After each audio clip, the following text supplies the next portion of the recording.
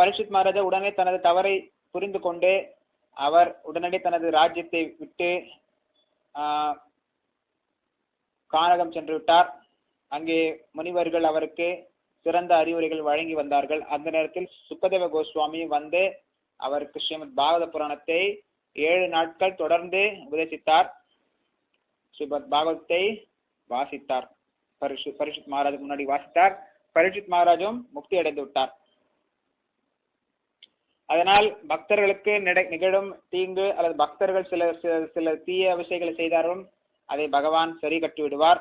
அதை பகவான் நல்லதுக்கே பயன்படுத்திக் கொள்வார். பக்தர்களை நல்ல வழியிலேயே பகவான் காட்டுவார். பக்தர்களுக்கு நல்வழியை காட்டுவார். நல்லவர்களுக்கு நல்வழியே பகவான் காட்டுவார். நல்லவர்களுக்கு நல்லதே நடக்கும். பகவானுடைய பக்தர்கள் என்றுமே அழிவதில்லை.